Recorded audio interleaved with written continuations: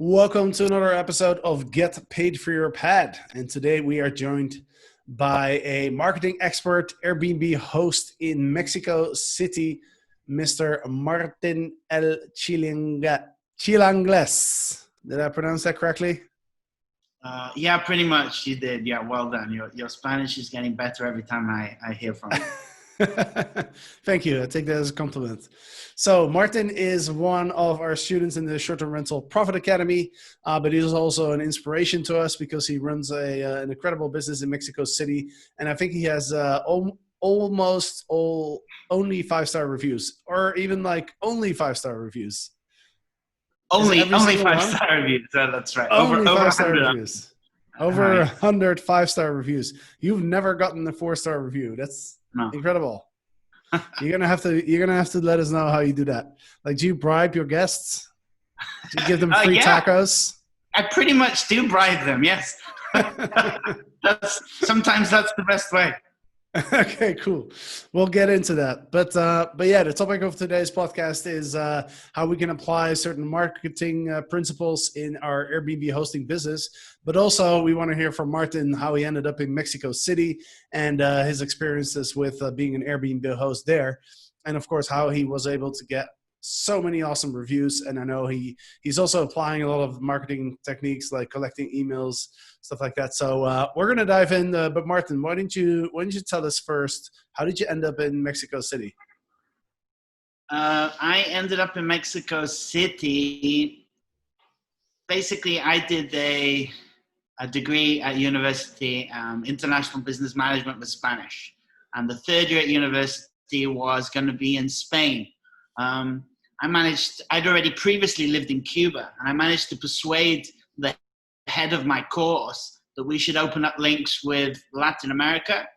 So they found a university in Mexico, and I was the first person from my university ever to go to anywhere that wasn't Spain. And from there, it was love at first sight. Mexico's amazing. I loved it. I spent one of the best years of my life there. And I thought, I'm going to come back here one day. And it took me 8 years. I've lived in a lot of places now. I've lived in, like full-time in more than 10 countries. But by far and away, Mexico is my favorite one. So 8 years later, I managed to find a job. I worked for a big social media company. And I came back to Twitter in I came back to Mexico in 2013. And I've been here ever since. I've left a couple of times to do a digital nomad thing, but home, the only place I feel comfortable is Mexico. I love it. Let's talk about those reviews. Like, how do you manage to get only 5-star reviews? What's the secret here? Well, I think it's all about connection, first and foremost. It's about emotion. It's about being personable. Before I was an Airbnb host, I was a host on Couchsurfing. So I used to have people come. Me and my friend in London used to host travelers from all around the world who'd come and stay at our place. And we just loved that interaction with people coming to stay and taking them around the place. And, me and my friend were both very internationally minded people. And we just loved that. And then, I think having a passion about what you're doing is very important. But, above all, it's about creating that personal connection with people. And that can be done on different levels. If you have the ability to meet guests, I try and do that. Obviously at scale, that's a lot more difficult. But, there are many other ways that you can do that. You can have videos, or WhatsApps. I speak on the phone with people. Even things like, in my profile, I try and be as open about who I am as possible. I tell people I used to be a food blogger in London, that my goal is to visit 100 countries by 40 years old. I tell them I'm a Toastmaster and I love public speaking. I tell them that I just tell them everything that I love and I'm interested in. I tell them I love tacos, espresso. And you'd be amazed, just from writing about that on my profile, maybe 5 to 10% of guests actually mention something in that that's in my profile. And they'll be like, hey, I see that you really love XYZ. Can you tell me about this? Or it's really interesting. So it's kind of creating that connection. Then, I think it's always important to set expectations high, but to exceed them. So, they get like a personalized welcome message when they arrive. They get a hamper, which is not talked about, with some goods in there. And basically the idea, I've worked in e-commerce before, and we have what you call, I really like working with physical products. We have something that you call the unboxing moment. And the unboxing moment is when they get the product, they open the box. It's part of the customer experience.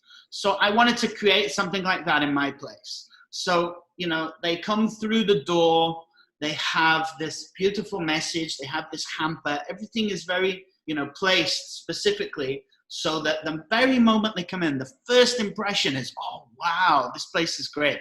They enjoy that. So I think that's very important. Responding quickly to messages is super important. Trying to find out, trying to imagine a guest's problem before they know they have that problem. I think that's very important. I know this is a big debate in the hosting community. I don't ask for 5-star reviews. Perhaps that's my either British or Mexican influence indirectness. I don't like the concept of asking for that. I do it in a bit more subtle way. I tell them that I've left them a 5-star review and that I'd love to have them come and stay again. And I offer them a returning customer discount. So, that's pretty much the first thing I do, because, as soon as they go, I'm like, okay, I'm going to write the review. And then I write them the message to tell them that I've written them a 5-star review. So I think psychology plays a little bit there, because, maybe, there's been, to be fair, I do have 100% 5 stars, but there's been a couple of times where I thought, I'm going to get, a 3 or a 4. Actually, with one guy, I was sure I was going to get a 1-star. I was 100% convinced this guy's giving me a 1-star. I tried to really win him around in various different ways. But then I told him at the end, I gave him a 5-star and everything worked out. So first impressions count, but also last impressions. And I think that in business, in Airbnb, or short-term rental hosting, I should say, we often forget about the last impression. First impressions are great, but what was your last interaction? So, I always make sure that I reply to the reviews.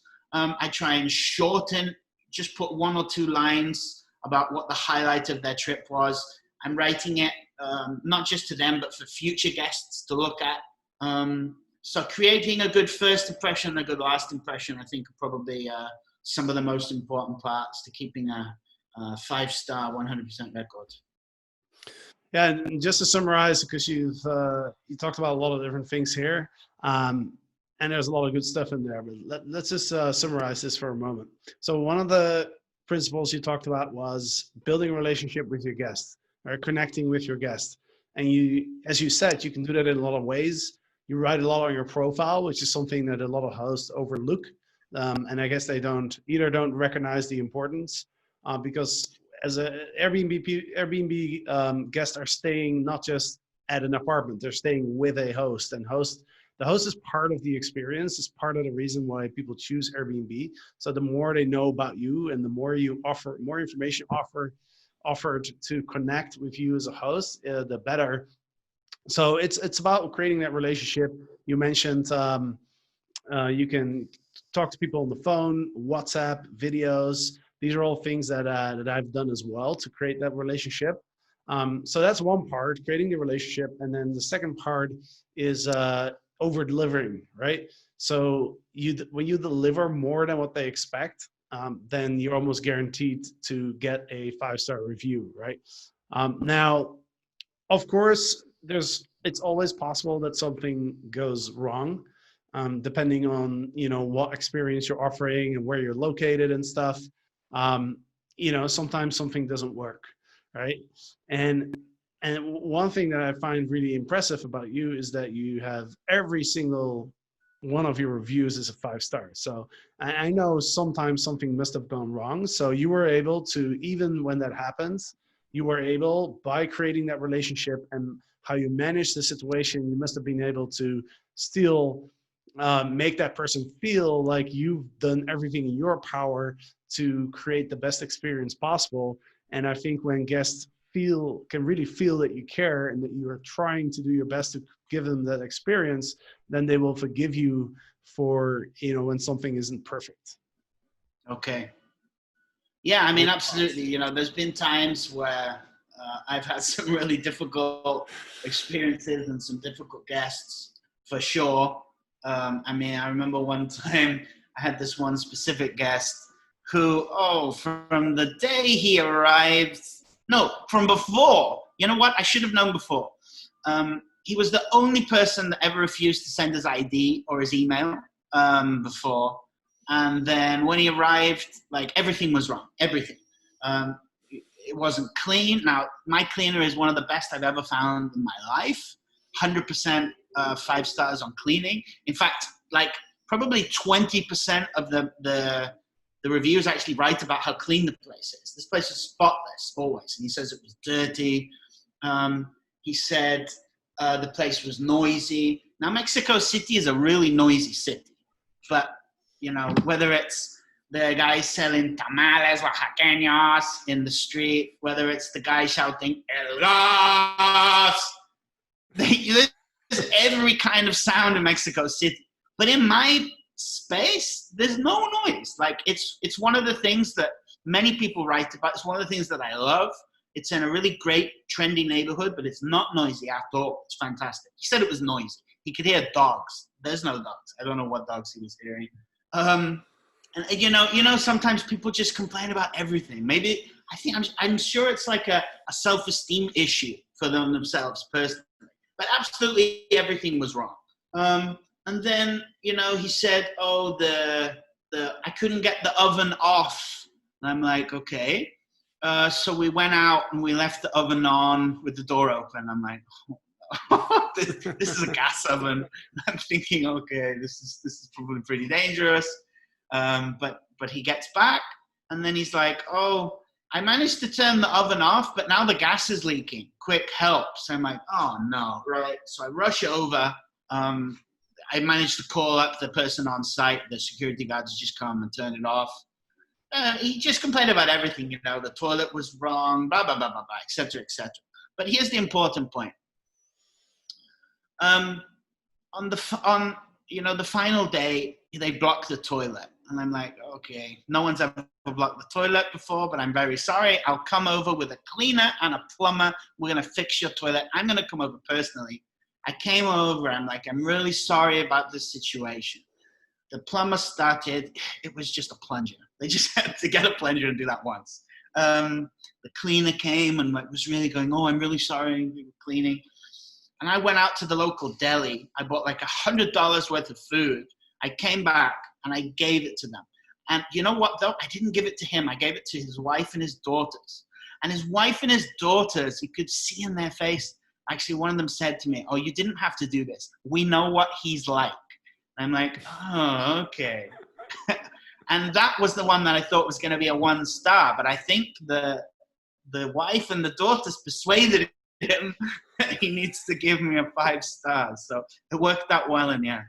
Right. Yeah, that's incredible. And just going back to what you were saying before, I agree with you. I'd never ask specific for a 5-star review, but I would, instead of telling people that I left them a 5-star review, if I was in doubt, because I don't always do this, but what I used to do back in the day when I was still trying to figure all this stuff out, I would look at the reviews that a guest had left to previous hosts. Oh, right? yeah. Because you can find that, right? Okay. You have to dig a little, but there's an extension. There's a Chrome extension. I don't know if you have it.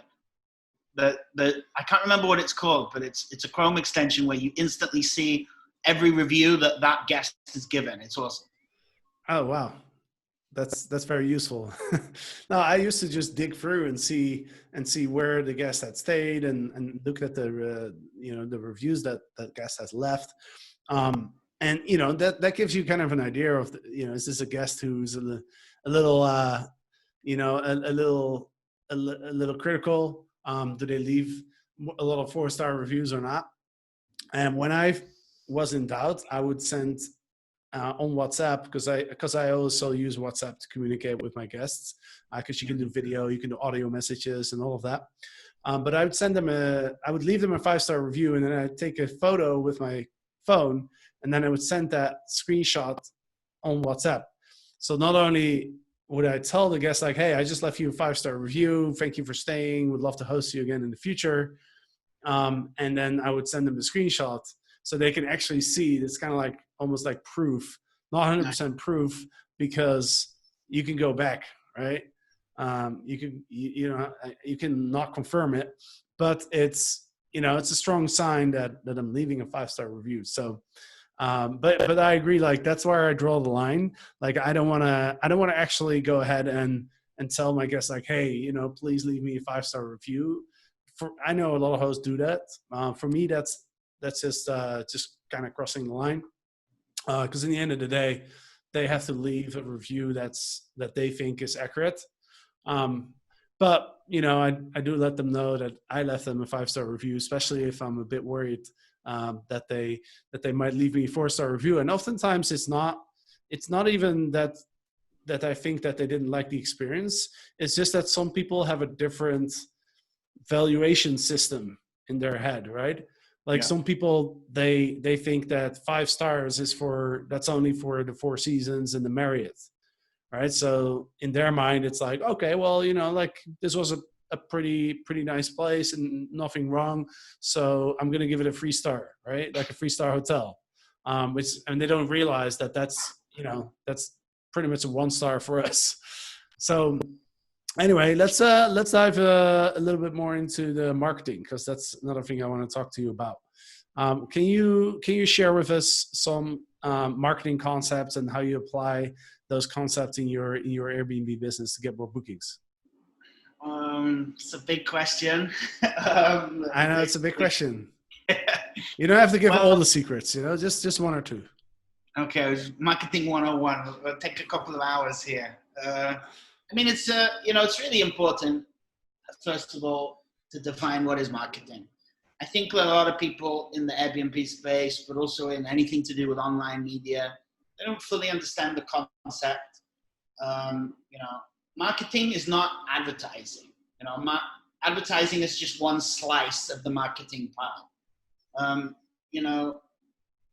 What should you be doing from a marketing point of view as a host? Well, you should be establishing your brand, finding a niche, and your target market, creating a customer persona. So, for example, what do we mean by finding a niche?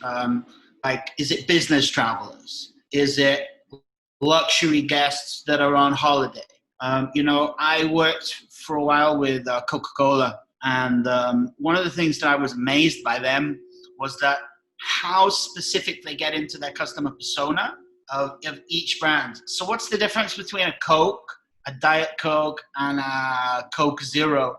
There's basically no difference, right? It's the same thing. Oh no, they have totally different profiles. And I mean, like, they'll be like, okay, so Diet Coke or Coca Light, that's Jane. She's 25 years old. She likes to go shopping on Saturdays. These are her interests. She likes reggaeton music. She likes XYZ.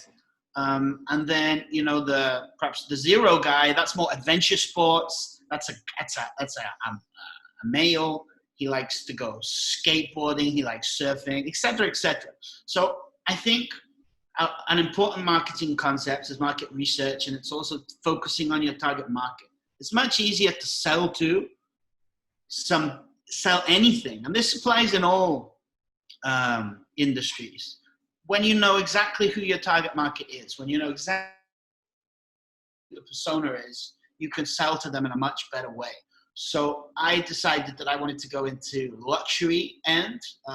partly because of the reason you said previously with the reviews. You know, people, if you go for a medium place, you're going to get lower reviews for sure. And things like that, you know, they're very important. So my customer profile basically is a guy called David. He's 40 years old. He's from New York. He loves discovering new food places. He's been on several international breaks. He has a passport.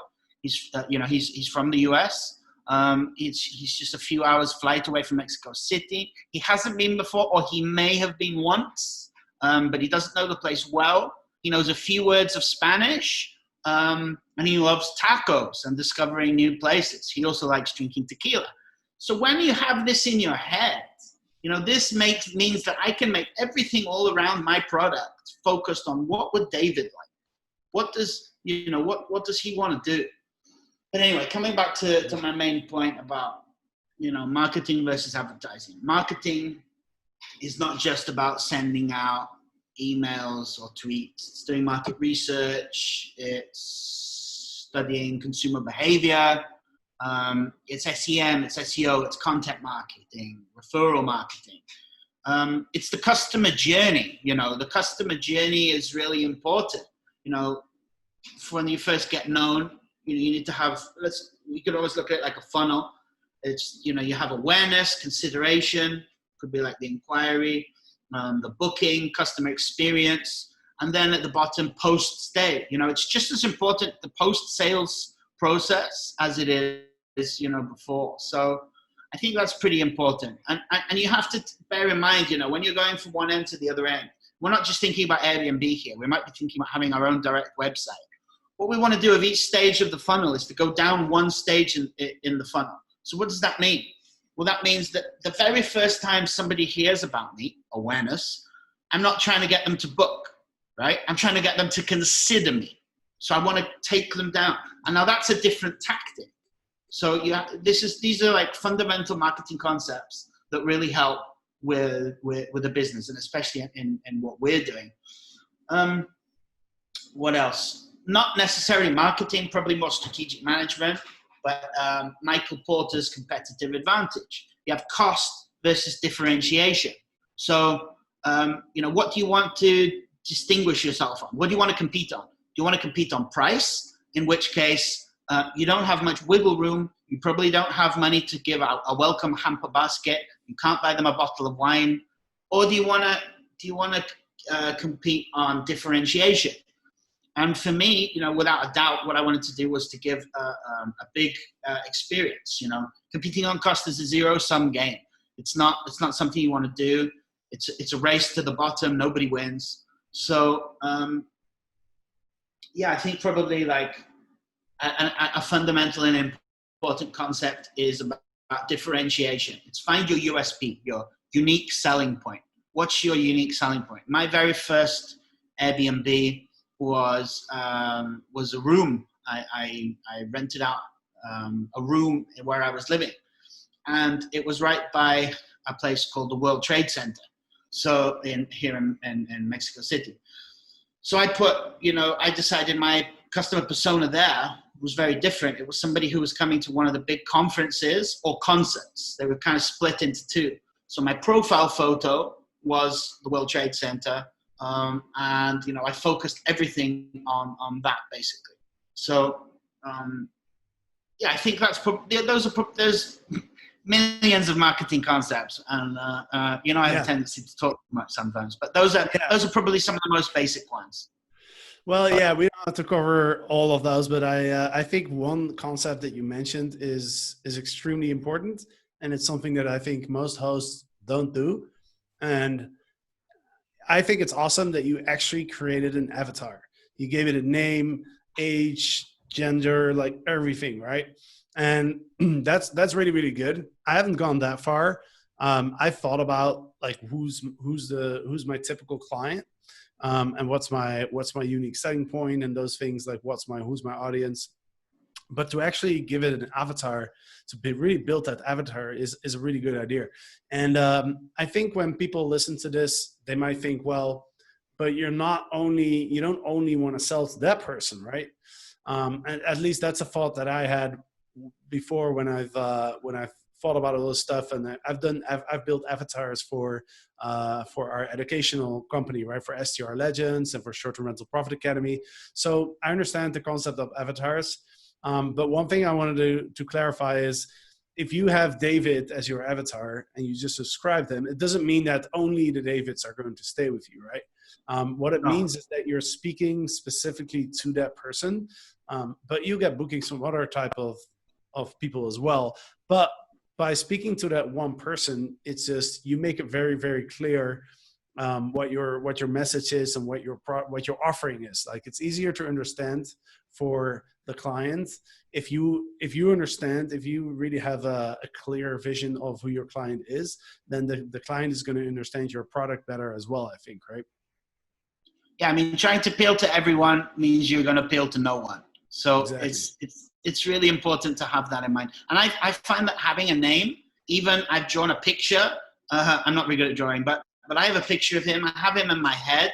You know, this helps, because you could, if you have any kind of decisions to do, you can be like, well, what would David need? You know, what would make David stay better? And, you know, that doesn't mean that people that are not 40 years old called David from New York are not welcome or are not going to book. They're still going to book. But it definitely takes you just that one step a little bit further down the road of who your target market is and what they want.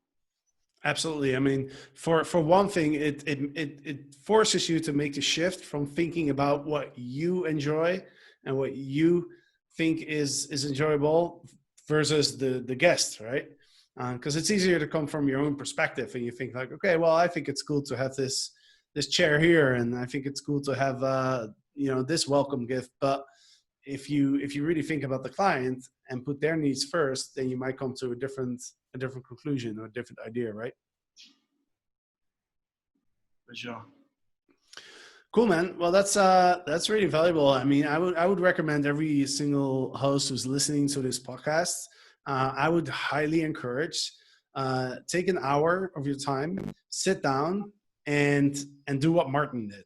Write out your avatar, right? Who is that person? Give that person a name.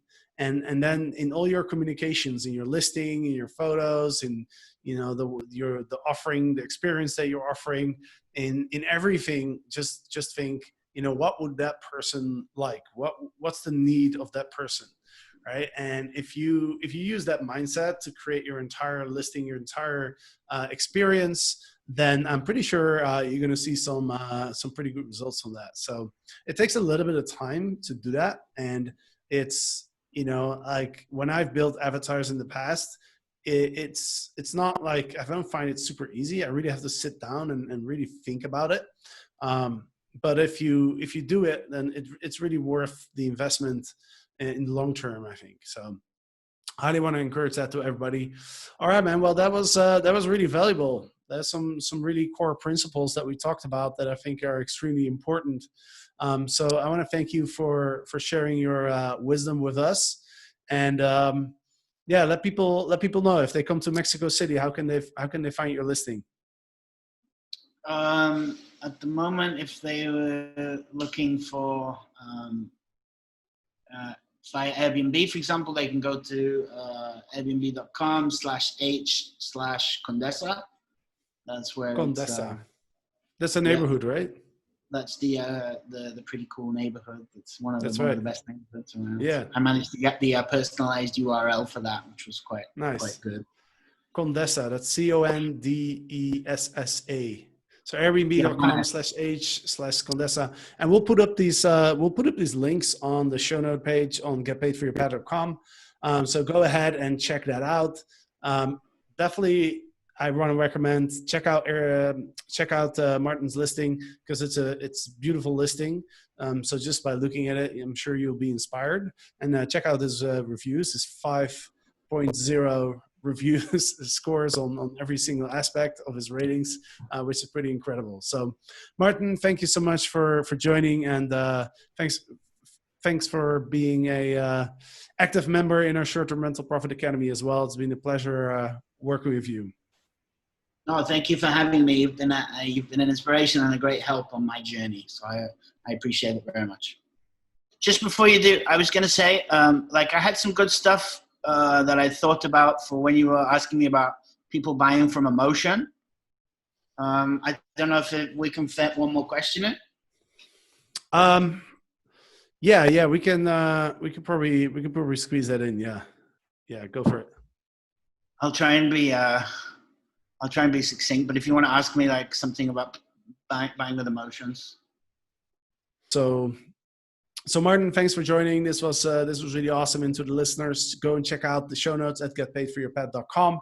And of course, there's going to be a next episode. So hope you enjoyed this one, and until the next one. Bye-bye.